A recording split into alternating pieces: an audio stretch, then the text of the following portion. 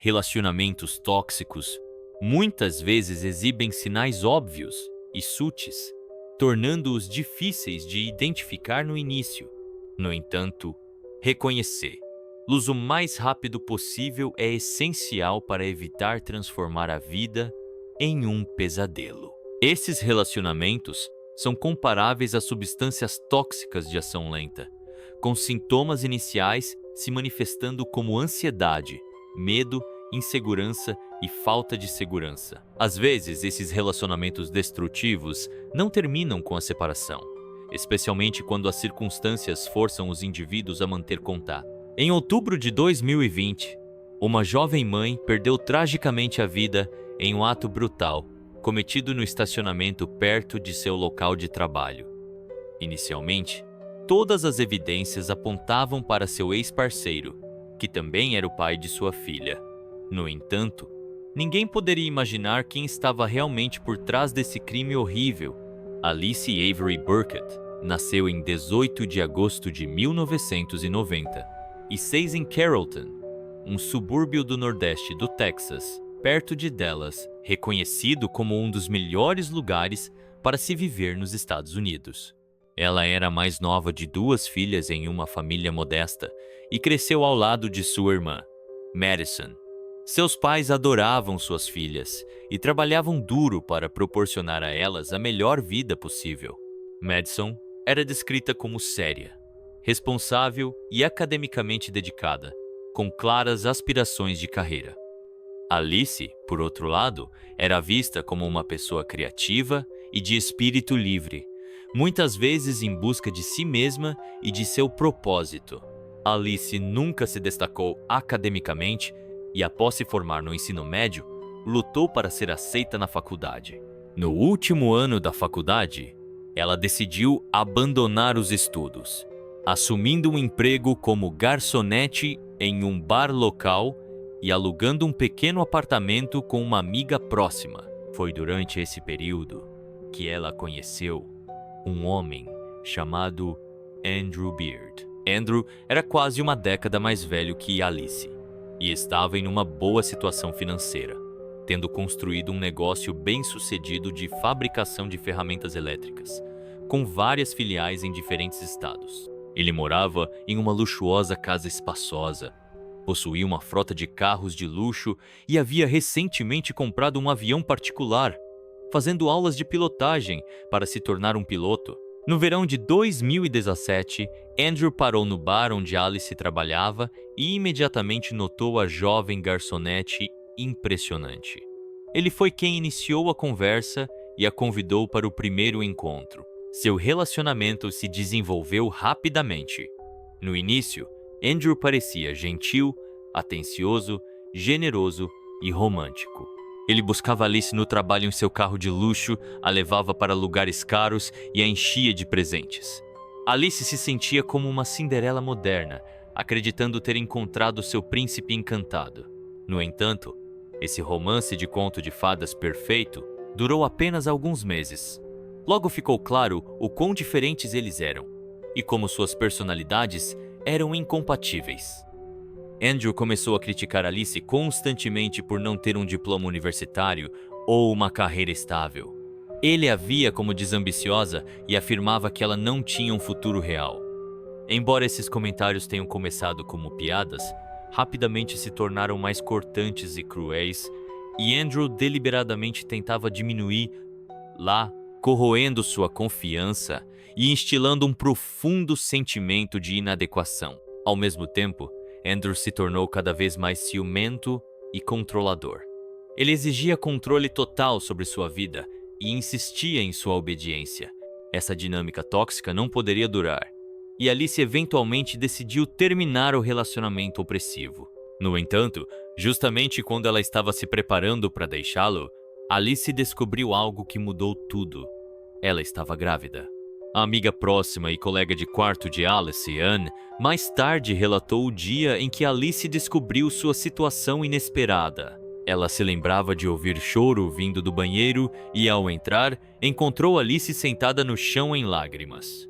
Quando Anne perguntou o que havia acontecido, Alice silenciosamente mostrou um teste de gravidez positivo. A princípio, Alice ficou sobrecarregada com a ideia de se tornar mãe. Ela até considerou interromper a gravidez. No entanto, após refletir, decidiu que manteria o bebê.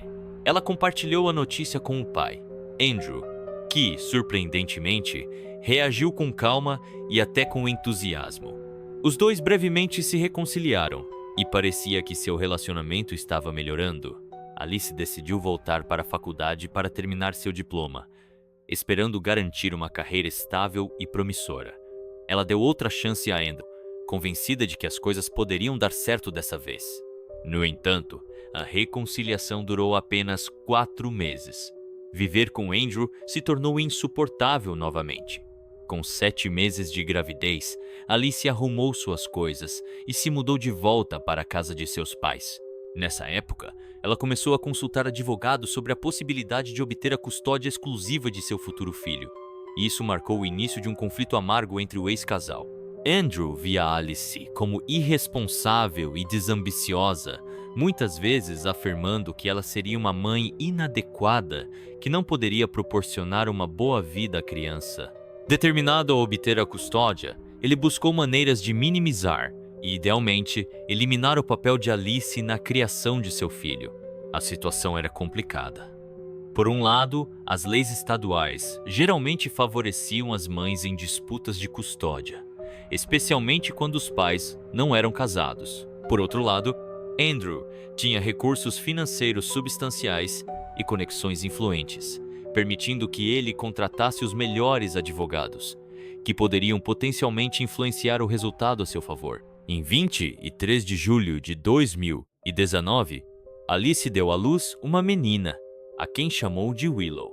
Naquela época, Alice havia concluído sua graduação e estava ativamente procurando emprego. Seus pais forneceram um apoio inestimável, ajudando a cuidar de Willow enquanto Alice conseguia uma posição como assistente executiva em uma empresa de imóveis. O emprego pagava bem o suficiente para cobrir suas despesas e sustentar sua filha, se não fosse pela exaustiva batalha de custódia que pairou sobre sua vida. Andrew foi implacável em suas tentativas de obter a custódia exclusiva de Willow. Ele frequentemente levava Alice ao tribunal, argumentando que ela era uma mãe inadequada, enquanto afirmava que ele poderia oferecer à filha uma vida mais estável e confortável. As constantes batalhas legais forçaram Alice a gastar uma parte significativa de seu salário com taxas judiciais, deixando as finanças de sua família sob tensão. Alice não conseguia entender o que estava acontecendo. Parecia que seu ex-parceiro estava simplesmente tentando tornar sua vida miserável. Ela fez várias tentativas de negociar um acordo pacífico para a coparentalidade de sua filha, mas nada parecia funcionar. Uma ordem judicial eventualmente estabeleceu um cronograma de visitas para Andrew, mas ele frequentemente o ignorava. Quando Willow tinha 6 meses de idade, parecia que seus pais finalmente haviam chegado a um entendimento mútuo e suas interações se tornaram mais calmas. Andrew levava Willow nos fins de semana, e seus pais, que estavam absolutamente encantados com a neta, passavam tempo com ela também. Alice sentiu um alívio, pensando que a tensão havia diminuído. No entanto, essa trégua foi de curta duração. Em março de 2020, Andrew começou a namorar uma mulher chamada Holly Elkins. Ela era um pouco mais velha que Alice, parecia gentil e amigável e rapidamente criou um vínculo com Willow, de 8 meses. Durante esse período, ambos os pais seguiram o cronograma de custódia com cuidado e por cerca de 3 meses a vida parecia se estabilizar em uma rotina. Em meados de abril de 2020, Holly enviou uma mensagem de texto para Alice expressando sua esperança de que elas pudessem estabelecer um relacionamento saudável, sem animosidade ou mal-entendidos. Embora as duas mulheres mal tivessem interagido, a mensagem de Holly parecia genuína e promissora. Em 24 de maio, Andrew, que deveria devolver Willow após o fim de semana, não a trouxe de volta no horário combinado. Isso gerou uma pequena discussão entre os pais. Querendo evitar escalar a situação, Alice optou por não pressionar o assunto, mas Andrew já estava chateado e desabafou. alegando que estava cansado de ver sua filha apenas nos fins de semana. Ele começou a ameaçar buscar a custódia total novamente. Alice ficou chocada com essa mudança repentina no comportamento de Andrew, mas esperava que a situação se acalmasse, já que eles estavam se dando bem nos últimos meses. No entanto, as coisas só pioraram. Andrew entrou com mais um processo de custódia e se tornou determinado a tirar os direitos parentais de Alice completamente. Mas isso não foi nem o desenvolvimento mais perturbador. No início de junho de 2020, Alice começou a sentir que alguém estava constantemente vigiando-a. Ela frequentemente sentia um olhar intenso sobre ela. Notava carros que pareciam estar seguindo-a e, mais perturbadoramente, Andrew sempre parecia saber onde ela estava. Ele aparecia em lugares que ela visitava, sabia detalhes sobre suas conversas com advogados sobre a custódia e até parecia estar ciente de coisas que ele não tinha como saber. Além disso, alguém havia mexido em seu carro. Alice notou que seus pertences no veículo estavam fora do lugar, como se alguém tivesse entrado sem seu conhecimento. A situação atingiu o ápice em setembro, quando um homem chamado Frank Merrill denunciou à polícia que Alice estava supostamente vendendo substâncias proibidas no porta-malas de seu carro. Quando a polícia chegou ao local de trabalho de Alice e pediu que ela os acompanhasse até o carro para abrir o porta-malas, ela ficou confusa e assustada, mas concordou com o pedido. Para seu choque e descrença, dentro do porta-malas havia vários pacotes contendo uma substância em pó estranha e uma grande quantia em dinheiro. Alice foi imediatamente presa e levada à delegacia para interrogatório. Ela tentou desesperadamente explicar que não tinha conexão com os itens encontrados em seu carro e não fazia ideia de como eles foram parar lá. Após a investigação, a polícia não encontrou impressões digitais ou DNA ligando Alice aos itens, sugerindo que eles provavelmente haviam sido plantados. Ela foi eventualmente liberada devido à falta de evidências que a ligassem ao incidente. Para Alice, esse episódio marcou o início de um pesadelo. Ela se tornou cada vez mais paranoica, sentindo que estava constantemente sendo vigiada e suas conversas monitoradas.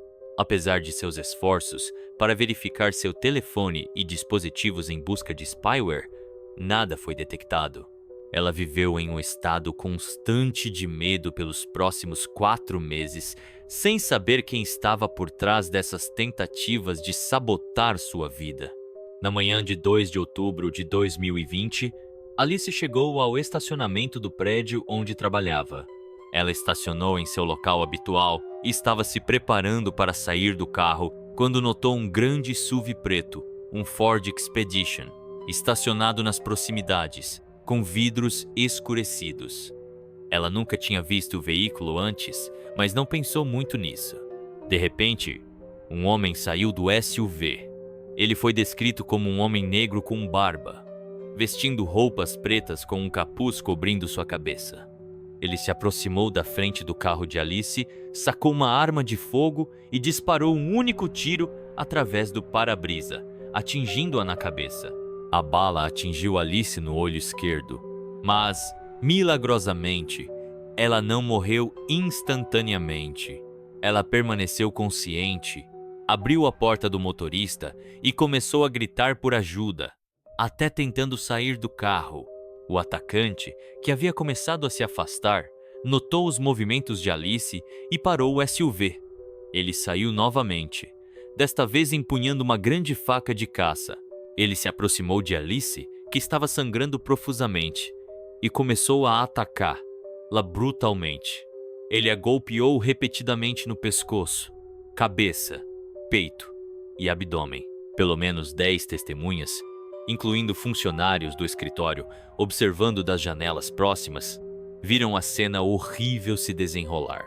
Paralisados pelo medo do homem armado, nenhum deles interveio. Vários ligaram para os serviços de emergência, relatando o ataque à polícia e aos paramédicos. O ataque durou apenas alguns minutos antes que o atacante pulasse de volta no SUV e fugisse em alta velocidade. Quando a polícia e os socorristas chegaram ao local, era tragicamente tarde demais para salvar Alice. Seus ferimentos eram catastróficos. e ela sucumbiu à perda maciça de sangue. O nível de brutalidade na cena deixou os investigadores chocados.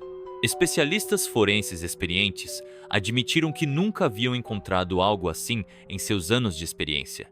A autópsia revelou não apenas o ferimento de bala na cabeça de Alice, mas também 44 ferimentos de faca em seu corpo. A pura ferocidade do ataque não deu a ela nenhuma chance de sobrevivência. Ficou claro que o perpetrador tinha motivos pessoais profundos para cometer um crime tão violento. A família de Alice, que morava nas proximidades, chegou ao local minutos antes da polícia e dos paramédicos. Seus colegas de trabalho haviam ligado para eles imediatamente após o ataque. Quando os investigadores perguntaram quem poderia nutrir tanto ódio por Alice a ponto de cometer tal ato, seus pais não hesitaram. Eles apontaram para uma pessoa, seu ex-parceiro e o pai de sua filha. No dia anterior, Andrew e Holly haviam levado Willow para ficar com eles, levando os pais de Alice a se preocuparem que ele pudesse tentar fugir com a criança. Como Andrew se tornou o principal suspeito, as autoridades emitiram um alerta estadual para localizá-lo. Dentro de horas, Andrew, Holly e Willow foram encontrados em um carro a caminho da casa de Andrew. Tanto Andrew quanto Holly foram levados para interrogatório. Desde o início, eles pareciam calmos e cooperativos, parecendo genuinamente confusos com a situação. Eles responderam a todas as perguntas sem hesitar, dando a impressão de que não tinham nada a esconder. Uma busca no veículo de Andrew não revelou armas, evidências de sangue ou qualquer outro item incriminador. Apesar dos protestos da família de Alice, Andrew foi liberado, pois os investigadores não tinham evidências concretas contra ele.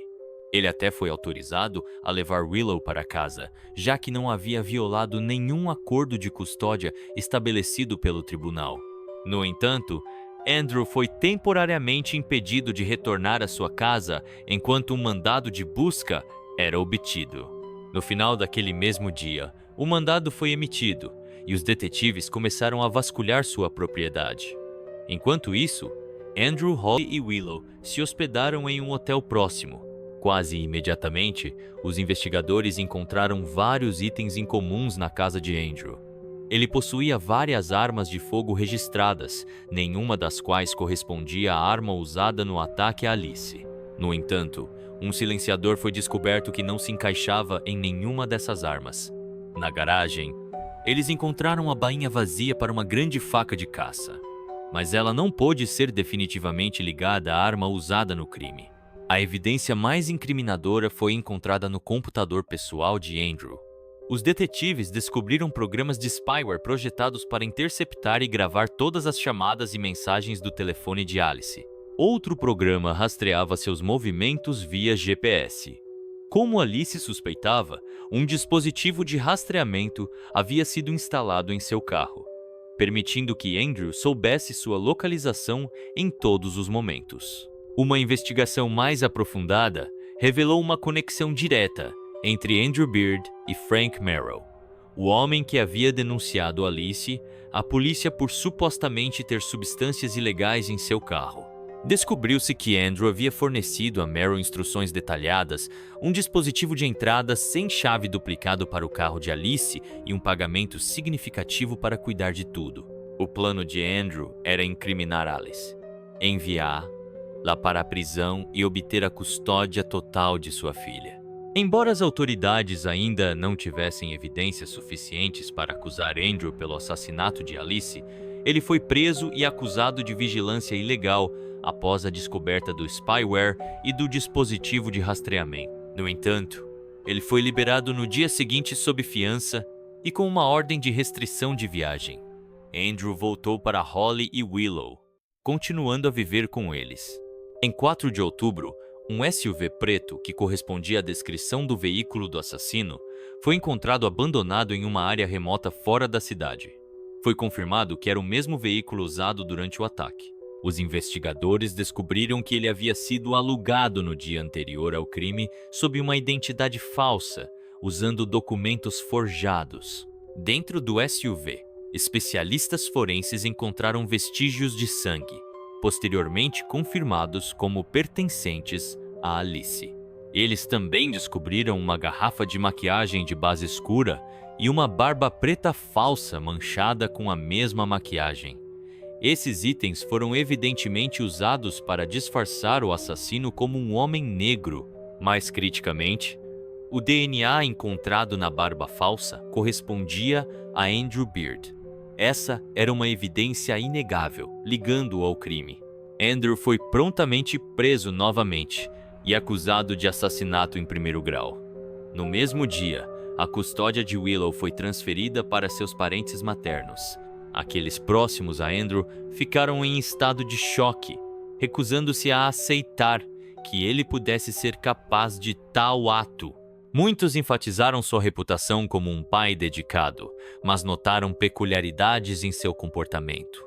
Até a própria mãe de Andrew admitiu que não conseguia entender sua obsessão em obter a custódia exclusiva de Willow. Embora parecesse que ele e Alice haviam chegado a um acordo estável, Andrew havia se tornado cada vez mais obcecado em tirar Willow de sua mãe. Holly expressou profunda preocupação com as acusações, mas permaneceu firme em sua afirmação de que Andrew era inocente. Durante o interrogatório, ela insistiu que seu noivo nunca cometeria tal crime. Ela se recusou a testemunhar contra ele e afirmou que não cooperaria com a acusação. Andrew manteve sua inocência também, apresentando até um álibi que rapidamente se desfez sob escrutínio. Ele foi mantido sob custódia enquanto a investigação continuava, mas Holly foi liberada devido à falta de evidências ligando-a ao crime. Andrew Beard passou mais de 18 meses na cadeia antes de finalmente decidir confessar voluntariamente, solicitando outro interrogatório. Ele revelou a história completa desde o início. Embora admitisse que havia havido tensão significativa entre ele e Alice, ele afirmou que a animosidade só aumentou depois que Holly entrou em sua vida. Segundo Andrew, foi Holly quem elaborou e planejou meticulosamente cada etapa do esquema para eliminar Alice. Holly Elkins era conhecida por sua natureza controladora e manipuladora. Com sua aparência enganosamente angelical, ela tinha uma maneira de encantar os homens e fazer-os fazer o que ela queria. Andrew Beard chamou a atenção de Holly com sua riqueza e sua disposição para ceder à sua influência, levando-a a acreditar que ele seria o parceiro perfeito. Devido a uma condição médica, Holly era incapaz de ter filhos próprios. Ela se fixou na filha de Andrew, Willow, imaginando-a como parte de uma família perfeita que ela vislumbrava com Andrew. No entanto, havia um grande obstáculo. A mãe de Willow, Alice, que era profundamente dedicada à filha e nunca a abandonaria. Inicialmente, Holly elaborou um plano para tirar os direitos parentais de Alice, desacreditando seu caráter. Ela esperava que Alice fosse presa por anos, obtendo a custódia de Willow, adotando-a e eventualmente se mudando com Andrew e Willow para outro país. No entanto, havia outra complicação. Os pais de Alice, que também poderiam solicitar a custódia de sua neta. Apenas 2 dias antes de substâncias ilegais serem plantadas no carro de Alice, outro incidente ocorreu. Andrew e Holly estavam buscando Willow na casa dos pais de Alice, quando Holly provocou uma briga com os avós de Willow. Ela gritou com eles e tentou escalar a situação para uma luta física. Depois, Holly chamou a polícia, alegando que havia sido atacada e que sua vida havia sido ameaçada. Ela até apresentou hematomas em seus braços e costas como evidência do suposto ataque. No entanto, a polícia determinou que as lesões pareciam inconsistentes com suas alegações e não representavam nenhum perigo real à sua vida. Holly também foi a mente por trás do plano de plantar substâncias ilegais no carro de Alice. Ela acreditava que esse plano era infalível, já que as leis do Texas impõem penalidades severas para tais infrações. No entanto, quando ambos os esquemas falharam, Holly decidiu tomar medidas ainda mais drásticas. Holly convenceu Andrew de que Alice precisava ser eliminada, argumentando que a felicidade deles como família dependia disso. Ela o manipulou, afirmando que precisava de um homem de verdade que pudesse lutar por seus direitos como pai. Holly planejou meticulosamente o crime, incluindo alugar um veículo sob uma identidade falsa, disfarçar Andrew com maquiagem e uma barba falsa e orquestrar cada detalhe do ataque. Ela acreditava que esse plano funcionaria perfeitamente, pensando que a polícia se concentraria em encontrar um suspeito negro, enquanto Andrew, que não tinha histórico criminal, escaparia da suspeita. No entanto, Andrew cometeu erros críticos que deixaram para trás um rastro de evidências, levando rapidamente os detetives de volta a ele. Em maio de 2023, após a confissão de Andrew, ele foi condenado por assassinato em primeiro grau e sentenciado a 43 anos de prisão. Ele não será elegível para a liberdade condicional por pelo menos 30 anos. Quanto a Holly Elkins, apenas 2 semanas após a prisão de Andrew, ela se mudou para Michigan, onde comprou um apartamento e viveu tranquilamente por quase 2 anos sem atenção imediata das autoridades. Holly se sentia segura, acreditando que havia escapado com sucesso de qualquer consequência por seu envolvimento. Essa sensação de segurança foi destruída quando, um dia, a polícia apareceu em sua porta, colocou-a em algemas e a levou sob custódia para aguardar o julgamento. Holly negou qualquer irregularidade, tentando transferir a culpa inteiramente para Andrew, retratando-o como um monstro. Ela alegou que estava ciente de suas ações, mas estava com muito medo de intervir, temendo que ele pudesse machucá-la da mesma maneira. No entanto, evidências forenses recuperadas de seu computador e telefone provaram seu envolvimento direto no planejamento do crime. Os investigadores descobriram que ela havia sido quem pesquisou e comprou tanto a faca quanto a arma usada no ataque. Em agosto de 2024, Holly Elkins foi considerada culpada de incitação, orquestração do crime, cumplicidade no delito e adulteração de evidências. Ela foi sentenciada a 2 penas de prisão perpétua consecutivas sem possibilidade de liberdade condicional. A custódia total de Willow foi permanentemente concedida a seus avós maternos,